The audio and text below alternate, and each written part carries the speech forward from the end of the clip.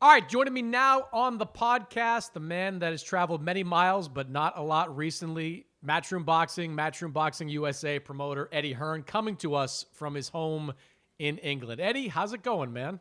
Yeah, you're right. Actually, it's been so weird. I haven't had a flight since the Jesse Vargas Mikey Garcia fight, which was due February 29th or something like that, wasn't it? So I haven't been on a plane for March, April, May, and probably won't in June. It's 4 months of the year, so I feel pretty good, Chris. To be honest with you, like I've been sleeping properly, been trying to work out a lot, but obviously eating a lot as well because there's not a lot else to do. And here, obviously, every country is different. We watch from afar your leader extraordinaire, Mr. Trump, every day come out and give his press conferences.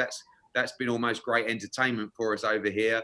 And we wait on ours, and we got one last night, which was as clear as mud, to be honest with you. But kind of news today that they're going to start allow sport back behind closed doors from June the 1st. That's not every sport because every sport has different kind of requirements. And obviously you see the UFC running at the weekend. And I think for me just now, it's been a period of nice to spend some time with the family, sort of just consolidate the mind a little bit about where we're going with boxing. I think it was a whirlwind, wasn't it, for everybody, where it was like, DAZN come in, everyone's spending crazy money. Sometimes you get it right, sometimes you get it wrong. But if you get it wrong, don't worry, there's another week next week. And it's kind of all bundled into one. And I think it's been a good time of reflection and consolidation as well for the business and for the sport to understand what we were doing right, what we were doing wrong.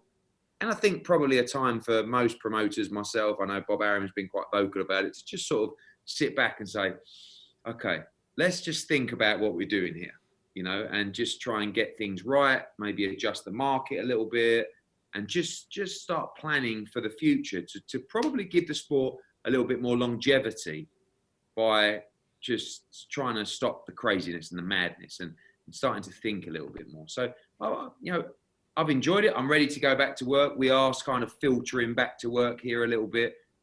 I don't know how many Zooms I've done in 12 weeks, but it's probably over 100.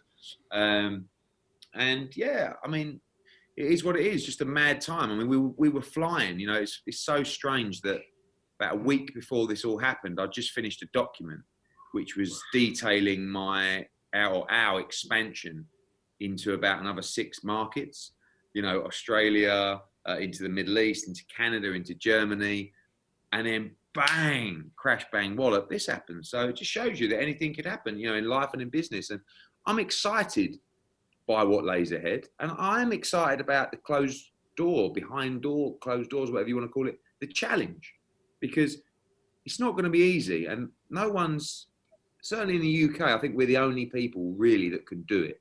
In America, there's going to be 3 or 4 or 5 people trying to do it, but it's not going to be easy. And it's not just a case of just sticking it in a studio. There's going to be a skill to it, an art to it. And I've been trying to get my head around that as well. All right, let me unpack a few things that you said there. One was you mentioned the UFC. What were your takeaways from what UFC did? Because I watched the TV product, Eddie. It was certainly strange at times to see fighters walk out in empty arenas, to see big hits not accompanied by the soundtrack of a crowd. But from a television perspective, they seemed to be able to pull it off. It certainly wasn't flawless because of the positive test of one of the fighters and 2 of the members of his camp. But as a promoter, what were your takeaways from watching UFC jump back into it? So I think I did a few interviews a couple of weeks ago where I said things like, felt like a little bit of bad taste at the time. I do think it's a moving beast in that sort of everything gets better, and once someone does it, it's almost acceptable. And you have to really applaud Dana White for pulling it off. I've not criticised him about it, but it wouldn't yet feel right for me. I'm just talking about here, and America's different. It's state by state.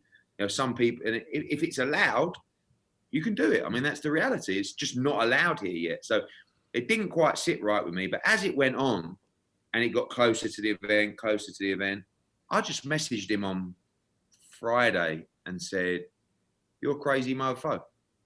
And he come back and he said, "Thank you." Thank you, brother. You know, I appreciate it. And then he messaged me yesterday and said it was massive. You know, got one down, 2 or 3 more to go.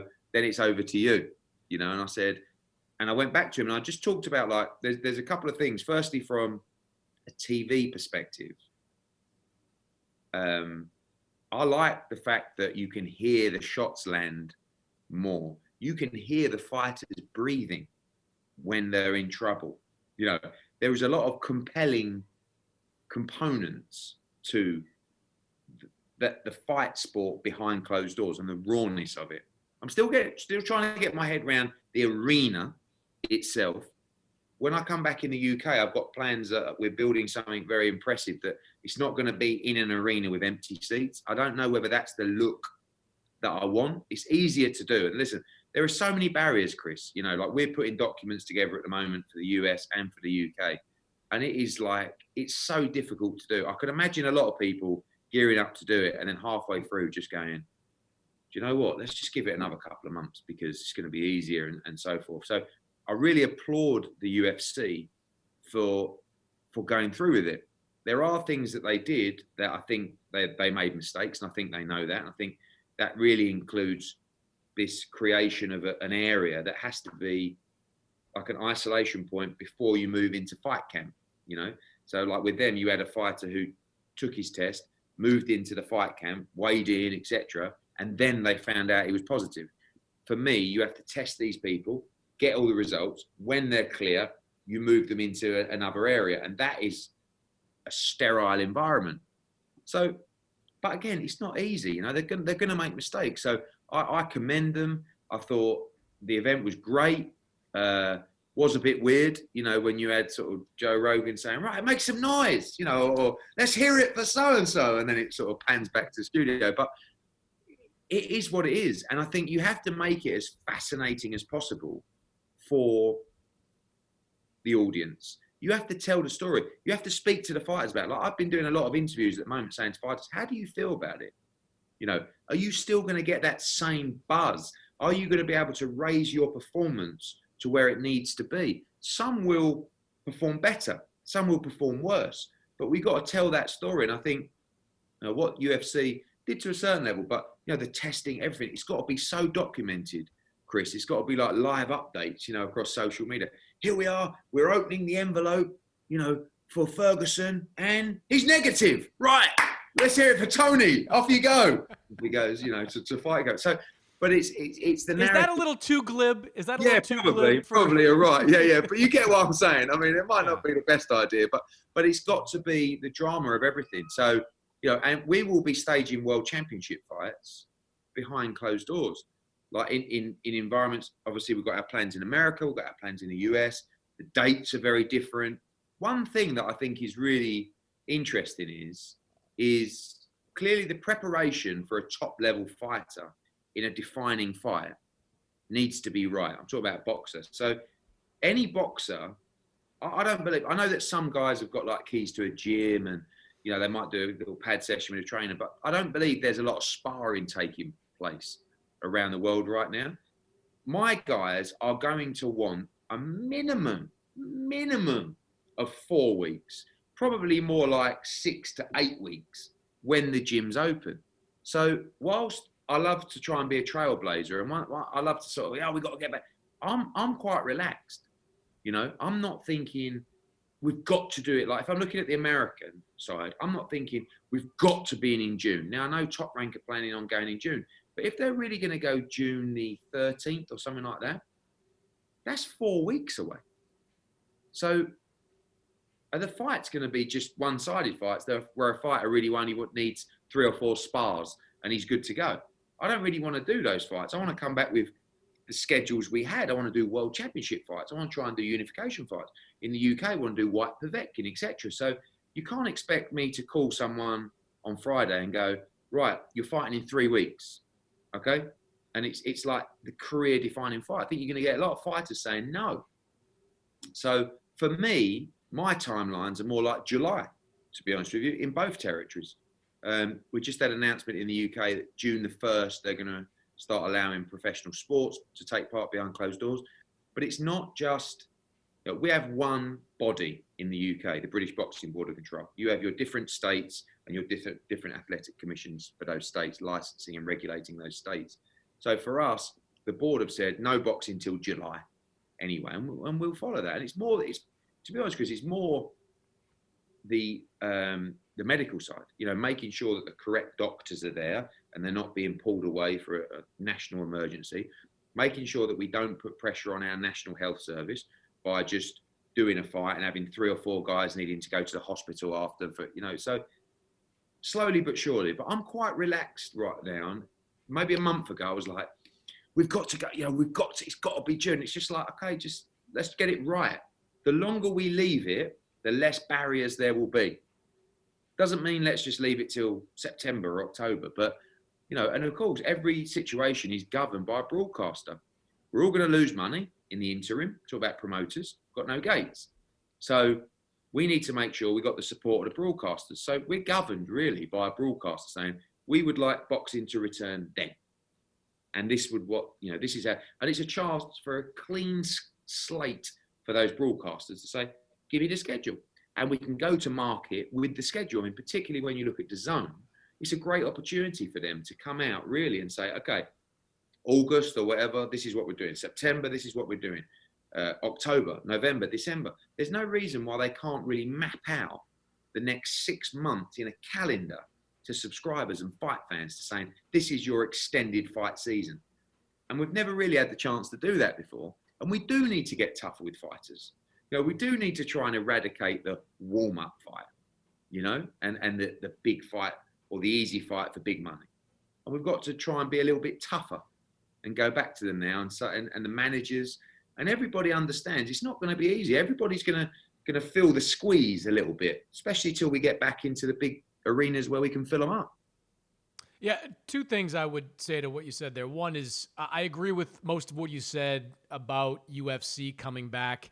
I think the problems they had are certainly fixable. I mean, the goofiness of the weigh-in and, you know, Dana White not wearing a mask and the optics being bad with guys taking pictures in the ring without masks. I mean, these are all things that they can get better at very quickly. But if it is just, you know, 3 people that tested positive, I think, Eddie, we kind of have to accept the reality that when you put on sporting events, stuff like that's going to happen. Like if you're waiting for the day to come when you're not going to have positive tests, you're going to be waiting a very long time. Like there's a certain level of risk, I think, that has to be assumed for sports to come back. Now, what you said about coming back in August or whatever and getting things rolling then, how much do you factor in, especially with your stateside operation, the fact that when you get into August and September, you're going to be slamming right into everything else coming back? Like, you know, whether it's the major sports in baseball, basketball, football, college, golf tournaments, the derbies that were put off down the line. I mean, how do you weigh that with, you know, trying to get back early to have a clear runway versus coming back gradually and having to compete with so many other sports? Well, firstly, we will come back as soon as possible, but we will come back, when I say soon as possible, in terms of when we feel like it's safe, when we feel like our fighters will be correctly prepared, but more importantly, when our broadcaster wants us to come back as well. So I think July is still a realistic return point in both territories. Again, is that the message you're getting from DAZN, like July? Is that kind of the message you're getting? Right now, it's not really more about the return date. It's about what is the schedule, you know? So it's not just, we just want to come back as soon as possible, just give us a fight. You know, it's like, let's think about this now. We've got an opportunity to say to subscribers, this is your schedule. And I think that schedule should run till the end of December, you know? So I think for us, it's more about what the broadcaster desires more than anything else. So we do, you know, I want to make that clear. We want to return as soon as possible. A big problem that all sports are going to have now is the competition in terms of coming back, and particularly scheduling. You know, if you look at the UK, when we come back in July, we're going to be bumping into the Premier League football. They're talking about playing 3 games a day.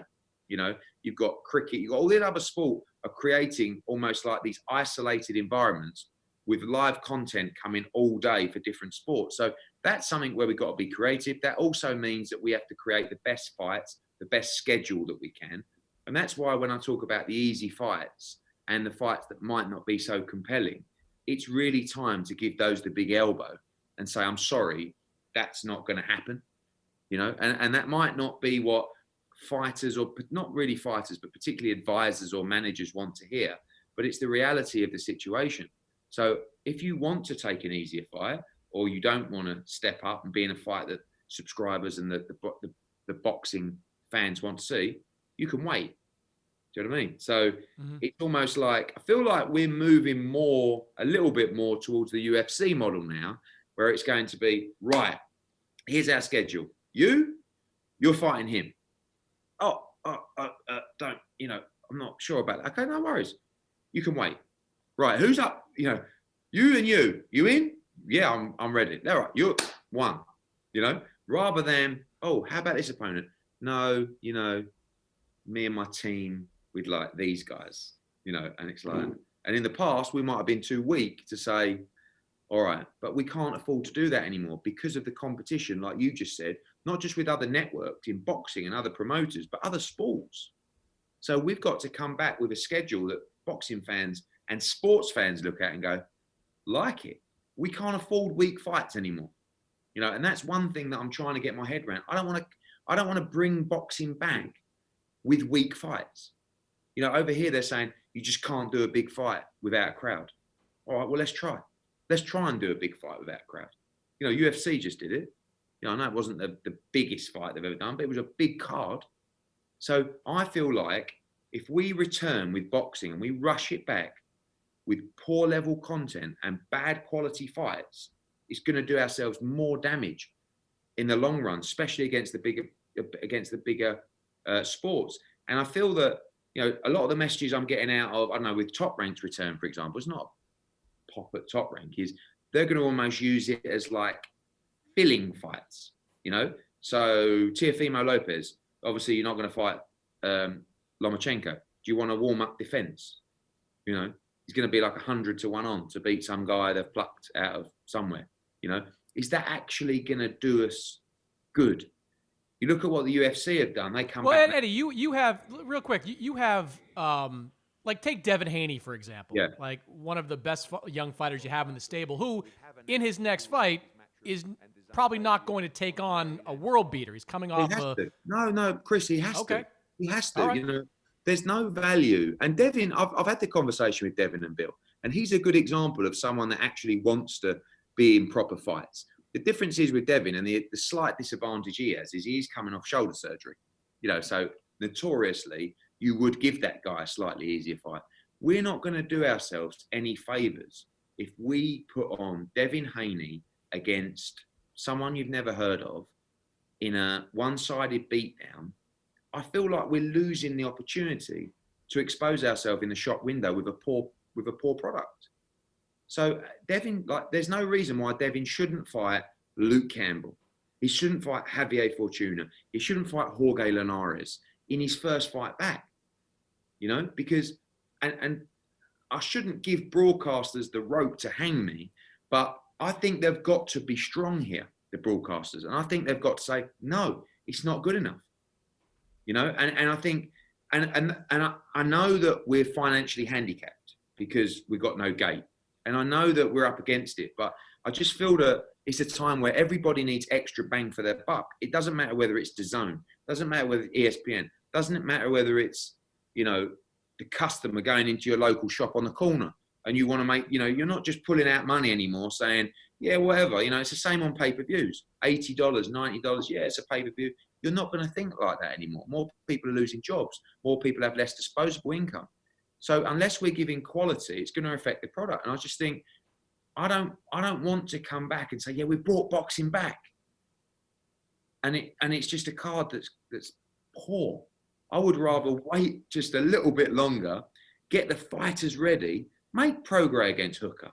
You know, make 50-50 fights, Haney against Luke Campbell. You know, we know the bigger fights we want to make, Canelo against Triple G, Canelo against Billy Joe Saunders, Joshua against Fury, Pacquiao against Mikey. But in that short, medium term, we have to all invest in our sport to make sure that we keep up. You know, and I'm talking about MATCHROOM having to invest and put the money up. The Zone going to be investing and put the money up because We have to come back with quality. Otherwise, like you say, the Derby, the NBA, all this. Do you think they're going to look at, you know, Devin Haney against some bloke you've never heard of? Like, yeah, great, boxing's back, and it's going to be a celebration when it is. But we are under more pressure than ever to produce, in my opinion, and we've got to do it by investing money, but also being tougher with the fighters and saying, look, if you believe in yourself, you're a favourite in this fight. You know, like, you have to step up and take this fight. If not, you will have to wait. And we want to know from the fighters, who wants a real fight? Call me. Do you think, though, Eddie, like, look, that all sounds great. And believe me, I think that's the best way to push boxing forward, to have better fights more consistently. But you talk to fighters all the time. You do Instagram lives with them. You do stuff like this with them. Did they understand, and did their managers understand the new financial reality, which might see them take tougher fights, maybe for less money than they'd be expecting because the live gates just aren't there? Well, I know that Bob has made it quite clear publicly that is his intention, really, is to bring purses down. And I have to say, Chris, purses have got, I mean, you know the business, they've got completely out of control. And listen, part of it's my fault and Dazon's fault. They've had to come in, they've had to make some noise. Like many promoters have blamed you over the last Bob blamed yesterday. The other day I was on the phone to him. He said, well, it's all your fault anyway. And before you, it was Al. And, you know, but it's like, we don't want to stop paying fighters great money. They deserve it. But we just need to make sure it's delivering value. Not value for us, but value for our customers. And our customers are our broadcasters. So, you know, we have been in a stage lately where when you're signing a fighter, if I'm signing a fighter to MATCHROOM Boxing USA or DAZN, you lure them in, Chris, don't you, with that first easy fight, you know? Oh, look at that money. What, I've got to fight a top 15 guy? Great. Now, when you get to a stage where it's opponents to be agreed, we've just got to be in a situation where we're not, you know, we're not unfair, but it's not even going to come down to MATCHROOM, really. It's going to come down to the broadcasters. And if I was the broadcasters in this marketplace, in this environment, in this economy, I would be saying, I want great content, what you got. And the supplier, the rights holder, will go back and say, problem is I haven't got a gate. And you know, I'm just, my hands are tied because I've only got this budget for the show and I can't afford a great opponent because, you know, and then that's when you've got to make it happen somehow. But I'm almost on the side of the broadcaster here, Chris, like, you know, and rather than the promoter, even though I'm a promoter, because I think this is the time. I think that, and listen, it might be a time where we all collectively try and, you know, shake up the world of boxing and get it right. And maybe there's some casualties along the way. You know, I'm not talking about fighters, I'm talking about maybe promoters. But I think if we don't get the model right now, I think the best way to describe it is this is our greatest ever chance to get boxing right. And we have to take this opportunity and we have to do it right. And that could be in terms of fights, that could be in terms of purses, that could be in terms of, you know, contracts, broadcasters, schedules, like so many different things. But the key to a great product in fight sports is the fight. And we just cannot afford any more just to do this guy against this guy down there, you know. And I've done it loads of times on DAZN because that's how you bring a fighter into your stable. So we either have to accept we may lose fighters or we might not sign any more new fighters, but we have to be fair. But we have to say, you've got to give value and you've got to fight. And this environment now, this economy says you need to be in a real fight and you'll get great money for it. But you've got to have it's a natural segue to my next question, which is about Gennady Golovkin, who you were part of his promotional team. He spoke to my colleague Greg Bishop last week about his future, and he says he is not ready to fight Canelo Alvarez in his next fight. He says he wants to go forward with a planned fight against Kamil Szeremeta, his mandatory challenger for the IBF title. This is obviously, Eddie, something that runs counter to what DAZN, his broadcast partner, wants to do. When they signed Golovkin about a year ago, they planned on having a Golovkin versus Canelo fight. If he goes ahead with the Szeremeta fight, that will be 3 fights into the deal. that they don't get the marquee fight that they were looking for. So I know you've talked to Golovkin recently. What's his take on this? Explain to me how this all can work. So I feel that actually Gennady's had a little bit of an unfair rap over this, because actually if you look at what happened, Gennady signed his contract with DAZN with a view to fighting Canelo Alvarez in September, May of this year. It was always going to be his second fight, effectively. So he was going to fight Steve Rolls, and then he was going to fight Canelo in September of last year. Okay. We know what happened. Canelo and Golden Boy, they weren't in agreement that that was the fight they were going to move forward with. So all of a sudden, Golovkin is gutted. He wants to fight Canelo Alvarez. This is the reason that he did the deal, to move forward and be under one banner with the same guy that he wanted to fight so badly. And then he was told, we can't make that fight. He went away. And when we spoke to DAZN, it was very clear, look, you can't fight Canelo right now, but what you're going to do is you're going to fight Derevenchenko for the title. Then you're going to have your mandatory defense, and then you're going to fight Canelo Alvarez. Okay. And that will be in September of 2020. Okay. So Gennady Golovkin went away. We negotiated with Derevenchenko. We made that fight. We then negotiated with Szeremeta. We signed a contract with Szeremeta to fight Gennady Golovkin. It was done. It was agreed. And he turned around and he went, okay, look, I wanted Canelo Alvarez, but that's my plan. I signed the contract. That's what I'm doing. Fast forward, he fights Derevenchenko, fight of the year contender, was due to fight Szeremeta in March or April. Now we know, obviously, that was not possible. So, but he has a signed contract with Szeremeta. He's almost been messed around, he feels, once. So he got a new plan, signed that, and now he's saying, no, actually, now you've got to fight Canelo in September. So one is, if he does that, he'll probably lose his IBF title. We know how that strict they were about the Canelo situation anyway. And two, he hasn't boxed. By the time the Szeremeta fight comes around, he probably wouldn't have boxed for nearly a year. And he's coming off an absolute war. So I think in situations where there's contracts in place, my plan is not just to come in and tear up contracts. Say, sorry, mate, well, the game's changed. But, there's promises that have been made, not just to Golovkin, but to Szeremeta as well. Those contracts and emails have been sent to the IBF confirming the mandatory had been signed. So, and I think Gennady, who doesn't really speak up too much, sort of feels a little bit like, hang on, guys, like, I wanted the Canelo fight. You gave me this other plan. I've signed this into this now, and now I've got to rip that up and go again. So what I would like to see happen is I would like to see Gennady Golovkin fight Szeremeta in August, and I would like to see Billy Joe Saunders fight Canelo in September, and then I would like to see in December the winners fight, because that is one fight where we really do need to put that into the DAZN calendar. And listen, Canelo Billy Joe Saunders is a great fight. Gennady Golovkin against Szeremeta, big favourite, but also his record-breaking defence. And if we can roll that into Canelo against Triple G, if they're both out of that in December, that's what I'm saying to the DAZN guys right now, is you have an obligation and a signed contract for Golovkin to fight Szeremeta. Let's get that done in August. Canelo, if you want to fight in the meantime, we agree terms with Billy Joe Saunders, no problem. You two fight in December. And then you can go back to the customer, the subscriber, and say, great news, we got Golovkin, Szeremeta, Canelo against Billy Joe. And guess what? They beat each other. They're in the ring in December. And then hopefully in December, we're in a situation where gates and live crowds can return in Las Vegas. Look, Eddie, as an observer, like, I don't disagree with that assessment. In fact, I wonder if Golovkin kind of needs a Szeremeta fight from a confidence perspective, from a working another fight with Jonathan Banks perspective. It would only be his third fight with his new trainer. I get all that, but I also can look at the other side of it, and I'm sure you have.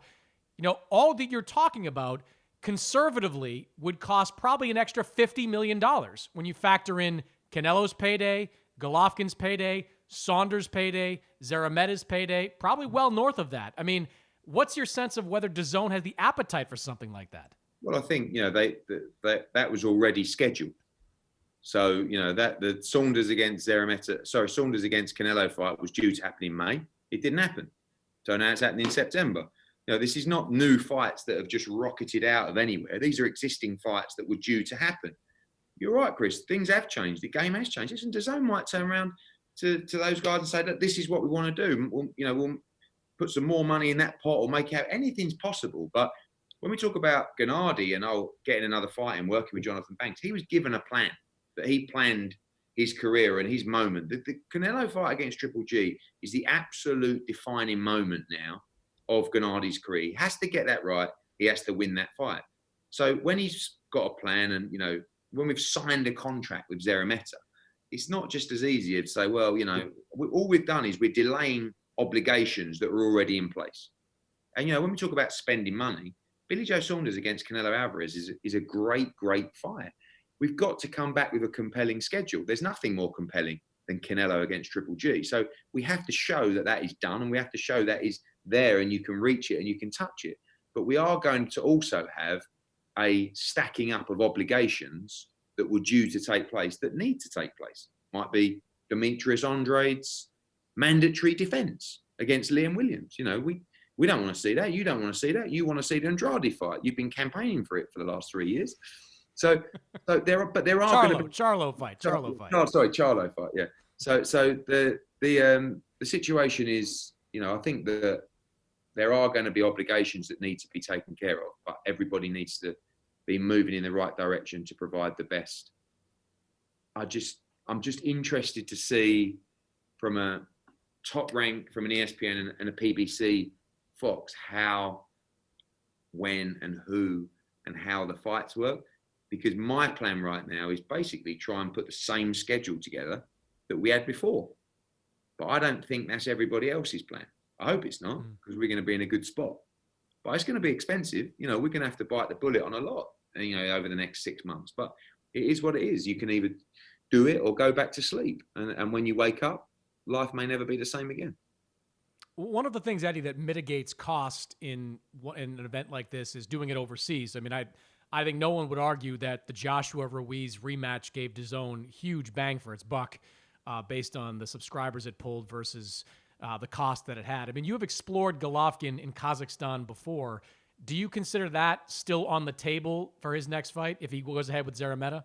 Well, that was the model that was in play, prior to all this. And actually that was, again, almost like a financial relief, like you say, for DAZN to stage those fights internationally. I think when we did the Joshua Ruiz fight, I think DAZN were disappointed and they weren't very happy with me that I didn't do that fight in the US, but it cost them considerably less money. And how much of a difference did it make? It came in at 2 p.m. I don't think it was a great weekend for sport because there was the basketball as well, but did very, very well. Did a huge, hundreds of thousands of subscribers that fight. So they were very, very pleased. And I think they started looking at the model and saying, okay, it's not the end of the world to bring in big international fights. So I think it's going to be really interesting now. Like I said, before all this, we were so red hot. We were speaking to Kazakhstan, we were speaking to China, we were speaking to Saudi Arabia, to Abu Dhabi, to Dubai were approaching us. All these different territories. We want to stage a major fight. I can't tell you that right now, my phone is non-stop ringing with countries saying, we still want to bring a major fight. There will be. And they want to show that they're back up and running as a destination. But right now, people have got bigger problems. And we have to somehow substitute that gate for the mega fights. Canelo against Billy Joe is a problem. That's a fight that could do an $8 million gate or something like that. How is that subsidized? Joshua against Pulev, could be a $10 million gate. Okay, we just do it behind closed doors. Where's the 10 million go? So we have to look internationally. We have to be creative. Some territories, New Zealand, Australia, they're basically reporting 0 cases now. So some countries are going to rebound quicker, and we've got to be creative in ways to substitute a gate if it can't happen in the territories which ideally we'd like it to. Is that, this kind of segues to a question about Anthony Joshua. The Pulev fight tentatively scheduled for the summertime. Is that something that you think just can't exist in the United Kingdom based on what we know right now about the lockdown rules and the future of sport? Have you actively explored other possibilities? Where is that fight right now? Yeah, it's the fight that I see happening. We're all working together for other alternatives. We had approached from an amphitheater coliseum in Croatia last week, and some guys who wanted to bring the fight out there. The Middle East have shown interest in that fight as well. We really wanted to do that fight in the UK, but it's virtually impossible to do it. And to be honest, Chris, I don't really want to do an AJ fight behind closed doors. I just don't think, his whole career, his whole brand, hasn't it, has been built on the fact that he is this huge draw with tens of thousands of people, fireworks and Sweet Caroline and to go and do it in a dark studio or an empty hall just wouldn't feel right. So AJ's a little bit different, in that there's going to be plenty of approaches, and there has been already, about staging that fight. So I see AJ fighting anywhere between September and November, to be honest with you. And obviously we wait on, Wilder against Fury have the same problem. They're going to want to generate a $10, $15 million gate. So they may look internationally for that fight as well. And obviously the winners of those fights must fight each other.